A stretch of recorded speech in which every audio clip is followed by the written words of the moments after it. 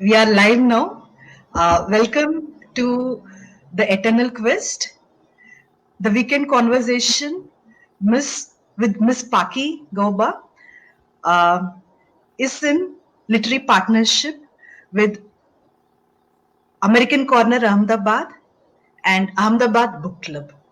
Welcome all to the weekend conversation with Miss Paki Gauba. Welcome to the show. Thank you, ma'am, for having me today. It's a pleasure to have a conversation with you on this particular platform. Thank you for all the collaborators who invited me. Thank you so much. So let us introduce our very young author. Miss Paki Goba is best known for her works Feelings and a Pen, The Chaos Inside My Head, and Dear Papax. She is a youth icon in the field of writing, publishing, and public speaking, and is also the founder of the Conflex Revista, which is a youth led team aiming to explore the opinions of the youth through webinars, poetries, stories, music, and other forms of art. She is a storyteller at heart who has won numerous awards in the field of writing and speaking. Apart from this, she is currently heading the outreach department of the Nepal Institute of International Cooperation and Engagement and has previously worked with the Ministry of Social Justice and Empowerment. She is interested in gender studies, human rights, Indo Pacific, and is a student of international relations. And she believes in the vision of Vasudhaiva Kutumbam. And her mission is to unite the world. So, once again, a warm welcome to you, Ms. Paki Goba. So, moving ahead, tell us about your literary journey. And did you always want to write for children? All right. Thank you, ma'am, first of all, for the very generous introduction. Speaking about my literary journey, I never thought that I'm going to write a book. I always was interested in writing. Even before that, I was interested in art and craft. I used to do a lot of art and craft work when I was in school. Later on, what happened was during annual days, I had nothing to do. I wasn't a stage person. I couldn't dance. I couldn't sing. I couldn't do any theater related work. So, my English teacher and my principal encouraged me to, stand up on the stage and speak and get involved in all those activities. Once I started getting involved in all these activities, my interests started developing in the field of writing as well. And I started to write. I started with very small stuff. The first poem that I wrote was on happiness, and it was for some inter-school competition. And unfortunately, I did not win, which is absolutely fine because participation is a part of life. Winning is also part of life, but participation is more important. That's what I feel. And I started with some poems, then I moved forward with some articles, and then I went to memoirs. And then came the time when I started my own blog, which failed miserably because I am not someone who can be consistent at things. I have two, three blogs running, but at the very same point of time, I'm active on none. I thought that I couldn't be a writer or something because that requires a lot of patience and consistency. But thanks to Jaundice, it acted like a blessing in disguise for me for my writing journey. I started to write when I was in hospital. I wrote my first book when I was in about eighth or ninth grade. But what happened was, due to some reason, when I reached back home, when I was discharged from hospital and I reached back home, my mom discarded the notebook somewhere because I was a child. I did handwritten stuff, and she thought that the notebook is entirely full. Who's going to use this now? So let's just discard it. And it was discarded. But thanks to my friends, thanks to Sao, Nisha, Palak, these guys always encouraged me to write. So I started my journey once again. I wrote my first book in a typed format because I didn't want it to act stupid like I acted before. Therefore I started typing it down, and I got it published during the 12th grade. I started writing for children because what I feel is that if you're an adult and you're reading a book, if you've read the book, you wouldn't ever open it again, right? You wouldn't ever in your life open it again, because you know the story, you know the plot, you know the characters, you know the setting, you know everything. But if you talk about children, they have a habit of repeating things. If a child likes something, he will obviously open it again and again. If a child likes a particular illustration, if a child likes a particular story, he'll open the book again and again, because children have a habit to do things repetitively. And I like that aspect.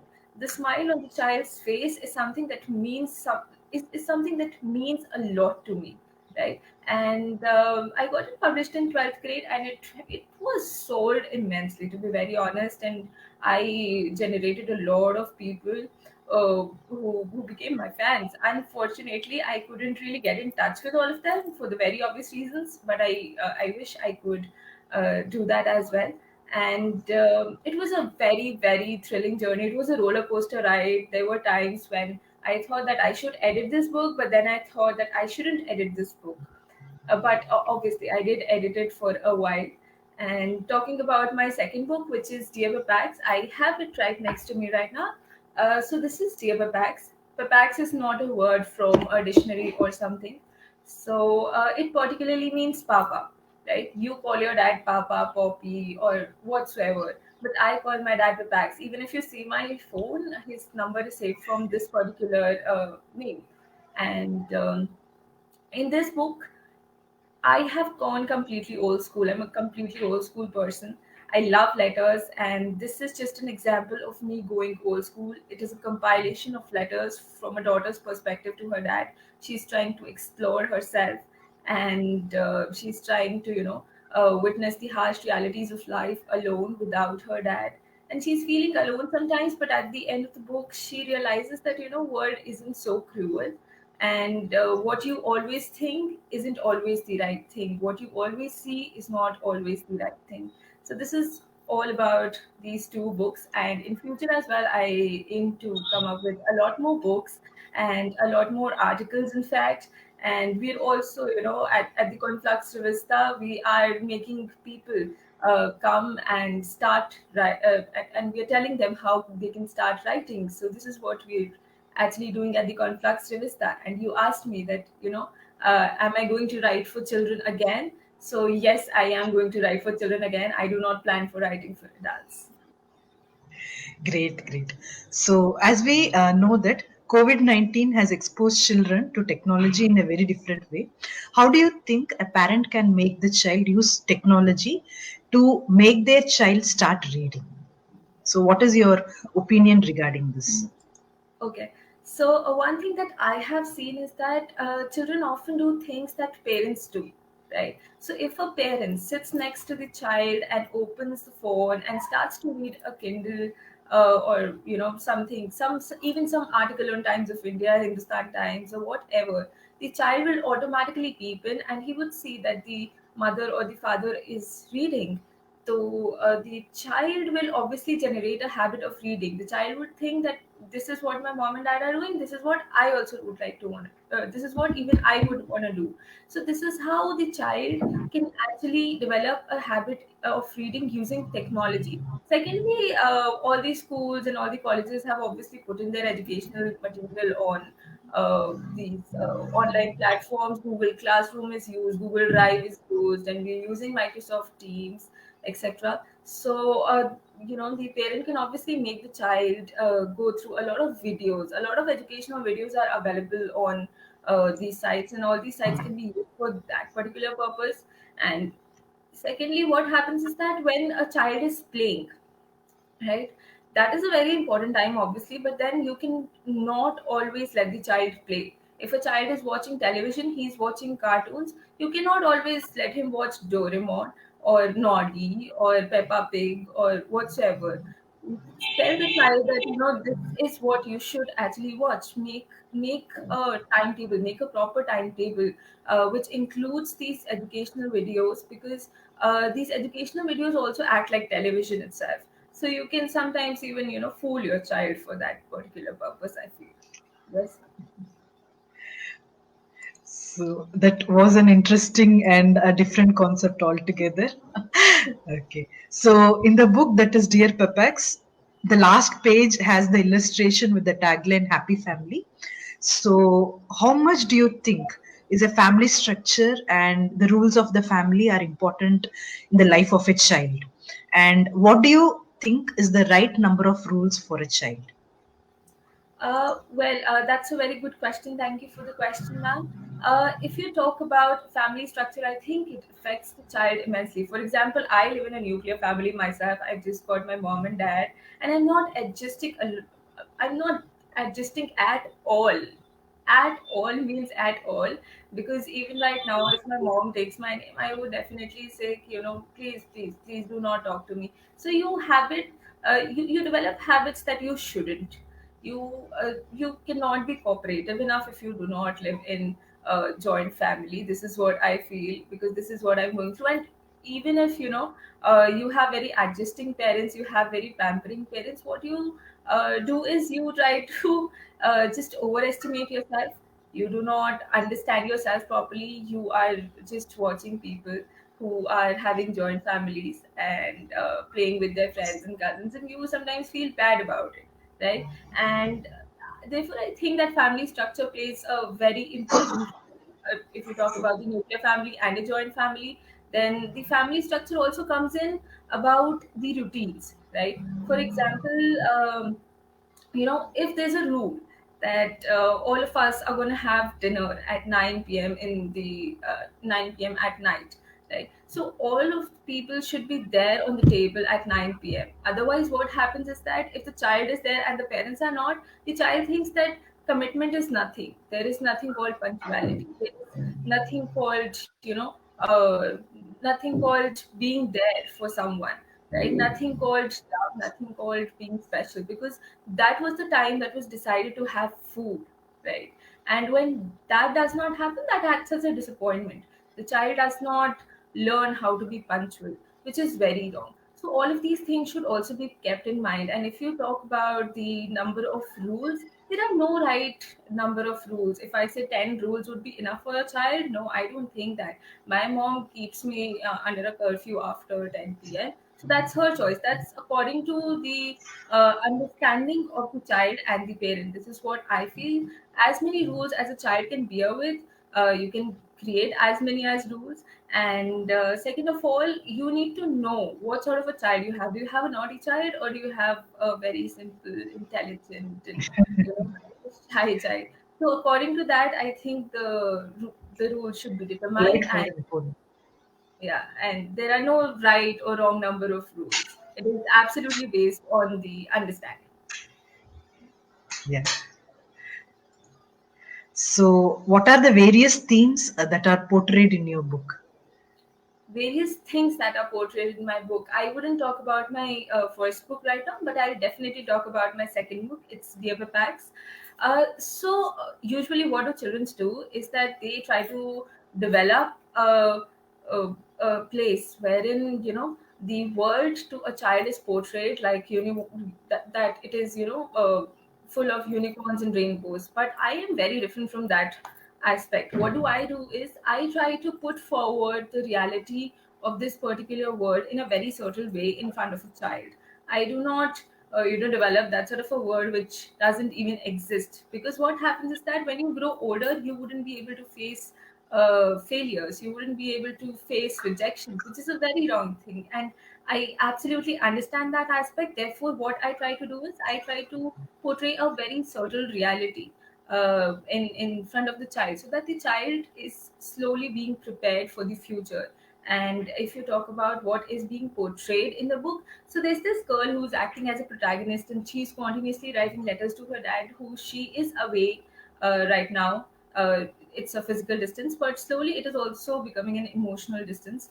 And she's telling her about her struggles. What is she actually facing in school? What is she facing with her friends? What happened? She lost a competition and she's feeling very sad.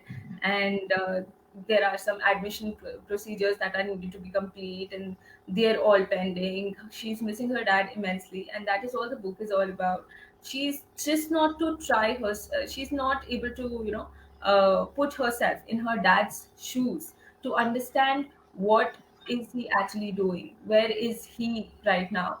Therefore, what happens in the ending is that, as I mentioned before, she realizes that what she thinks is right isn't right. She was able to put herself in her dad's shoes and think about how much he does for the family. And one reason that I wrote this book was because there are a lot of poems written for moms, being very honest, right? People moms, and moms are given importance. I understand that moms should be given importance. They're important people, but why to leave behind dads? I've seen very less work put forward for papas and dads and the packs. So that is why I thought that I write something for dad. And you know what? Girls are specifically more attached to their dads. So am I. So why should I write about my mom? I'm not going to write about my mom. Yeah, true. Like girls are very much attached to their dad, and boys they are attached to their mom. And it is the like the very essence and the beauty of family. True. So moving ahead, like no matter how much you say, like don't judge a book by its cover. We always do that. So what made you choose these book covers? And if we talk about Dear Papax, Papax is not an existing word. So can you explain what is the reason behind it? Sure. So I'll be very honest. If you talk about the first book, which was Feelings and a Pen, it is not kept right next to me. I don't know. I guess I finished with the number of copies I had. But yes, of course, it's available online. If you talk about the cover of Feelings and a Pen, The Chaos Inside My Head, it was something related to expressions, right? And it was something related to art and culture because that is what fascinated me. There were two eyes, and that clearly represented perspective.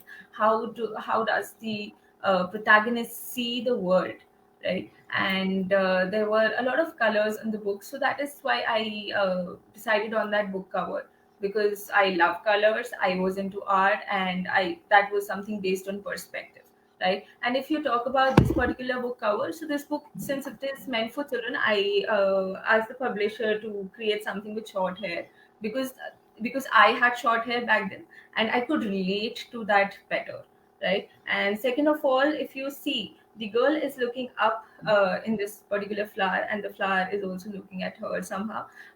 It feels like the girl is trying to explore herself. She's trying to develop a perspective of her own, and that is why I just thought of keeping this book cover. Plus it seems so pretty because the point is it is just a simple drawing that has been put into a cover, and it feels like it has been also made by a child. If you talk about the name, Papax is obviously not a dictionary word, as I mentioned before as well. It is because I just felt good. I've seen a lot of Instagram usernames, putting X behind their name. I used to watch them. There are a lot of friends of mine who would, name themselves after and add suffix as X. So I started my dad. I started to call my dad Papax after that only, and I thought that why not? If I've started to call my dad Papax, so I'm gonna definitely name this book Dear Papax, because first of all, it'll be something new, and second of all, it'll be something very customized, and third of all, I love it. Okay. So where you set your story like is going to have massive implications on who your characters are and how they react to their environment. So what's the environment in your book Dear Papax? Okay, so first of all, yeah, you're absolutely right. The setting matters a lot. No matter what, the setting matters a lot. Uh, no doubt that setting matters a lot, because the point is, if your book doesn't have a good setting, it wouldn't obviously work. It similar goes with the plot and the characters, because if you have good setting, not good plot, it's not gonna work. If you have both of these but not good characters, it's again not gonna work. And and so, yeah, what your question? Would you mind repeating the question? Yeah, so it is regarding the environment in your book Papax. Okay. So, what happened was that if you talk about these characters and setting and all of these things, I thought that this is the best thing that I can do. I could relate myself to this particular book. I could actually feel myself. Because if you see me as a child when I was in school, I love to debate, I love to go on the stage. All of that was my thing, absolutely my thing. So it is a story that has been inspired from my own life, right? So when I used to go to school, I used to fight with people. I had my own struggles because I was a head girl, and there were people who were absolutely after my life all the time. And that is how I finalized on the characters, right? And if you talk about the setting in general, so the setting in general was set in my own life, because I'm not the sort of person who loves fiction. I do not like fiction at all. Therefore, I thought that, fiction is not something that I should go forward with. I tried writing fiction, but I couldn't do justice with it, because fiction is not a cup of my tea. And if you talk about the characters, then obviously there's nothing called fiction if you talk about characters, because you just change the name of the people because they scare you, because you think that if they get to know you think about them like this, they'll obviously come to you, reach out to you, that why did you do this, right? So all the characters have been inspired from there itself. And the setting is something that played a very crucial role, because I live on the outskirts of the city, right? And that is something that generate is does help generate ideas within my mind. Because if I used to live in a city, I don't think that I would be ever able to do something, because I've lived in Amity, Noida for years now. I was in the hostel, and for 1.5 years I couldn't do anything because of lots of people around me. So I need that peace. And while I was here, I got that peace. I was able to develop the setting, because this was the setting that I was trying to develop. I was trying to explore the emotions. And one thing that I always do to develop these sort of settings is that I bring myself down to that level. I bring myself down to that emotional level, which is a very wrong thing. Writers write when they're happy. Writers write when they're, cheerful. Writers write when they're facing any sort of happy emotion, but I cannot. I bring myself down to that level to write a particular thing. For example, if you talk about certain instances, I had to create instances to, frame the setting inside my mind. I need to see that, I need to see those things happening. And that is how I actually worked on the setting. Yeah, so tell us more about your process of characterization. Because apart from setting, the characters are also the soul of your book. Yes. Absolutely, ma'am. So, if you talk about the characters, of course, they're the soul of your books. As I mentioned, all the characters are inspired from my own real life, and I feel everyone's book characters are inspired from their own real life. It's just that they do not tell people because they fear people, right? And somewhere or the other, our experiences just stick to us and we write, right? And my characters, I decided all my characters because I thought that they were the people who were actually going to solve all the issues. They are the people who are going to create all the misery. They are the people who are going to create all the struggles for the protagonist. So you need to ask in certain questions to yourself before you finalize your characters, right? For example, if you have to finalize your protagonist, you ask yourself that what are the characteristics, what are the main qualifications of uh, the protagonist, how he or she looks, because that's what you need to describe in a children's book. If you do not describe all of these things, the child would obviously not develop interest in that particular thing, right? And you need to ask yourself that where he or she lives, what are the struggles that he or she can solve easily, and what are the struggles that he or she cannot solve at all, what he or she enjoys the most. And the most basic one remains that how he or she interacts with other characters, because that decides the flow of your story. If you do not know that how your protagonist acts with other characters, if you do not know how your protagonist is interacting with them, your story will never last. Because if they do not show some behavior that completely represents them, the story will definitely not be that good. This is what I feel personally. And characters, as you mentioned, are very, very important, but characters without plot and setting are also nothing. And people ask, characters come first or plot? For me, it's always the plot. Because if Vijayalakshmi ma'am, I have to write on you, why will I choose to write on you? Because there is a story behind you, right? And that is my plot. So first of all, I'll think about the plot, and then I'll see that you're my character. I wouldn't ever think about the characters first, because the storyline matters to me first. All of these things matter, but then I want the plot very first. So, all about your mechanical way of writing. So, do you follow a mechanical way of writing, or do you have a type of flow chart? And when you write, you just feel like this is what my start looks like, and this is the middle, this is the climax. So, has it happened when you have written like sort of 10,000 words and the story has not progressed a little bit also, and you are making your draft? You are making your draft, you are like editing and re-editing your draft. So, has that happened in your life? Thank you, ma'am. So, being very honest over here, I do not follow a mechanical way of writing. At any cost, I cannot. I'm not a consistent person. I'm not someone who can follow plans. I'm sometimes organized. If I'm organizing an event, then I have to be organized because I have to keep people on their toes as well. So that is a different story altogether. But if you talk about this thing particularly, I do not follow a mechanical way of writing. I am clueless. I'm a very clueless person. But and I think most of the authors are clueless. I think most of the people who write are clueless. They do not know what are they going to do, but they still write. I hope that I'm not being offensive to anyone, but then this is how things are, and I've seen most people doing that thing. They just sit randomly in the middle of the night and start typing. This is what I have seen in people, which is very crazy, and it is all about being clueless. I do not know what do I have to say 10 seconds later. How can I decide on my writing that I'm going to do for years? So it is a very, very difficult task to follow a mechanical way of writing for me.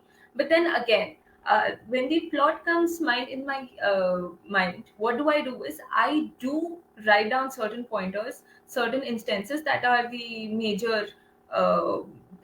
major creators of the story, right? That are going to develop the story. I mention them somewhere in the Word doc or on my notes or wherever, so that I know that these are the things that I need to cover on. But if in between there is something that I need to change, I do not fear that. I can change. I do change things very instantly. I do not mind that. It's just that the story should be good and should be worth reading. That is all I always want. And if you see the 10K thing, yes, it has happened multiple times. I initially failed to understand that how to keep unnecessary material away from your book. But later on, I had a conversation with a friend, and he told me that he's also an author. He told me whatever doesn't let your story grow, delete it, because that's how your book is going to move forward. Otherwise, it is not going to move forward. People, try to become someone who is constantly describing the characters. They get into that mode of that character, and they're over describing the characters. I've done that as well. And if you talk about the second book, I have deleted a lot of chapters from this book multifarious times. I wrote it for a very long time and edited it for an even more longer time. It was a very tiresome journey, if I be extremely honest with you. And I wasn't able to end it, right? I wrote the ending thrice. But I wasn't feeling satisfied with it because I wasn't able to understand how do I end it. I'm writing the letters constantly, but then how do I end this book? Initially, what I had thought did not work. Again, some friend helped me, and he told me that you always write your ending with what you aimed at the starting. You start with basic and you end with basic. If you see your aim being fulfilled at the end, that's your end. And that's when I realized that this should be the end. That is what I'm trying to convey. So after that only I was able to write my ending, but otherwise I have deleted a lot of drafts of my books. And there are times when I feel like starting writing a new book. Every now and then I start some books. 2 or 3 books are constantly on my Word doc in different Word files, and I keep on deleting, I keep on adding. 10K thing happens a little less with me because I write for children and the length for children is a little more lesser than compared to adults. But yes, I do remove a lot of stuff.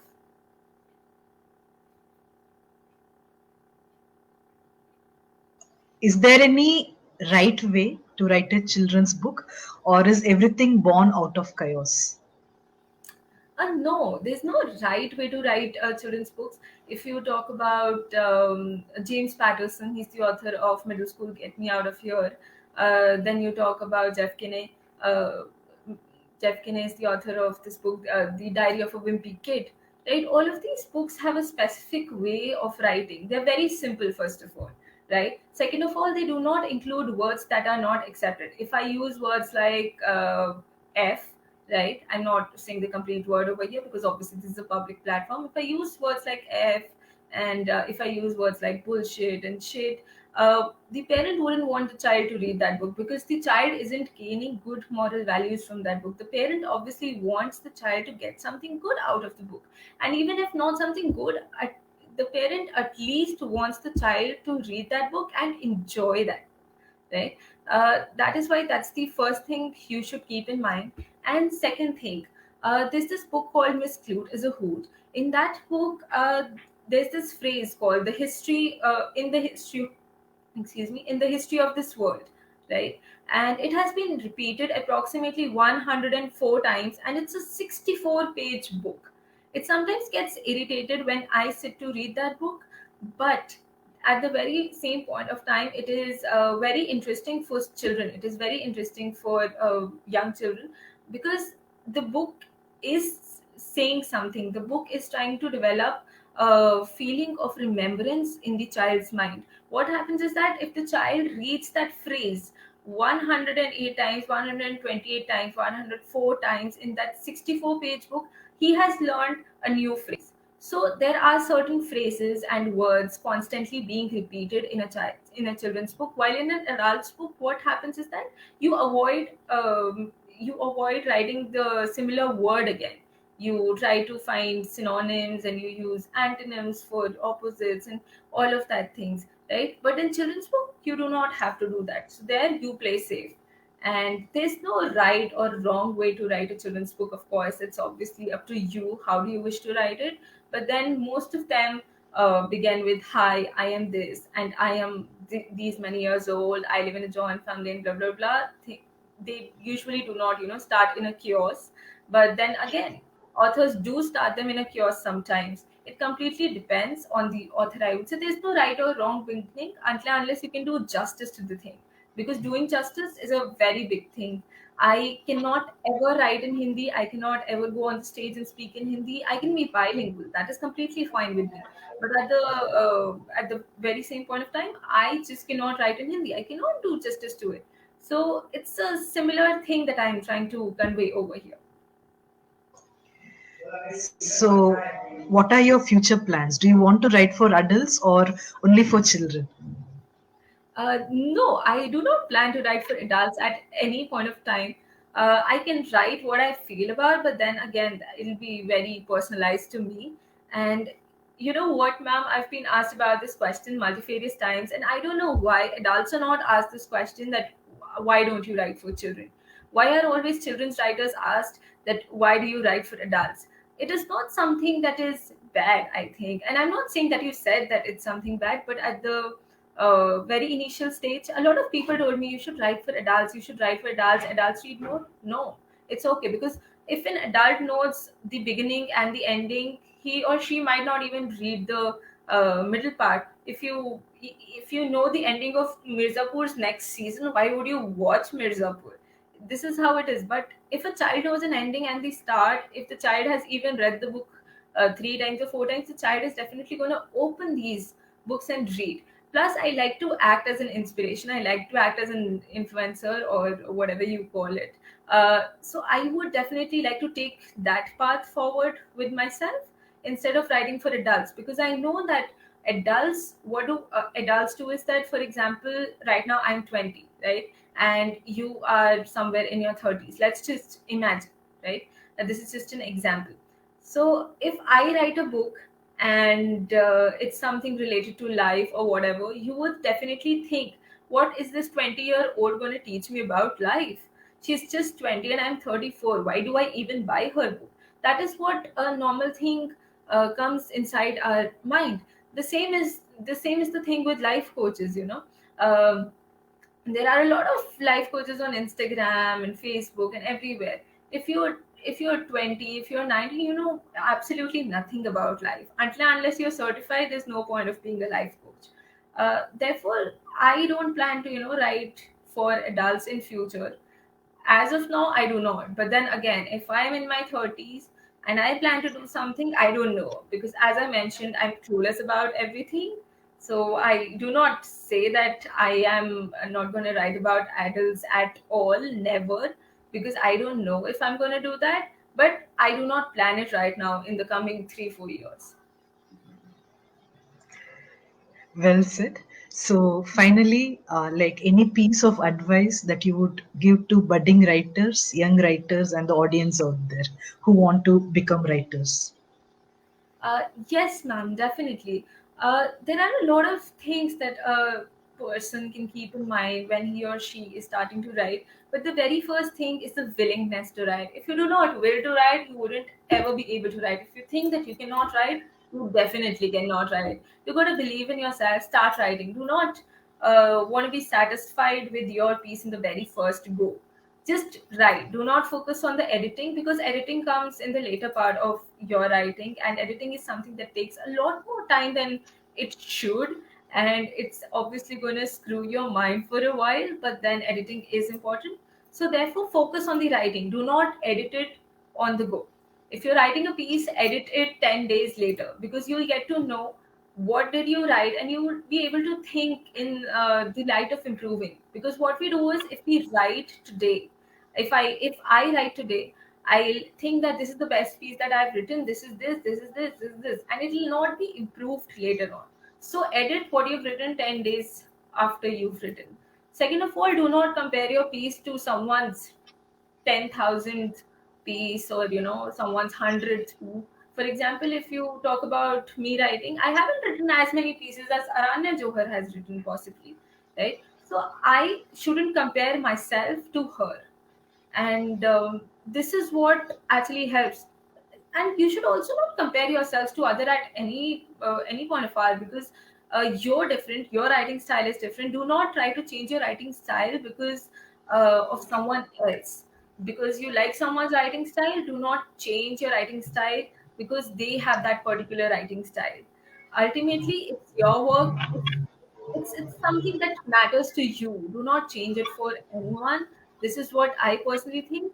And you guys should actually avoid ambiguity, avoid open-ended things, because the point is that makes the reader confused, and you should work on that. You need to study something about professional communication before you get onto writing, and this is definitely going to help you. I did not do that before my first book, and it has grammatical errors. I do not disagree to that, but the thing is that once you've read business communication a little bit, you know about certain rules, you know about what is right and what is wrong. You will take care about all of these things, and it's going to help you out. Also, the last thing that I'm going to mention is that follow the rule of 3W and 1H: what, when, where, and how. You need to know what is happening, where it is happening, and why it is happening, and how it is happening, because the execution is the most important thing. If you follow all these things, if you keep an eye on 3W and 1H, trust me that your story is going to nail it.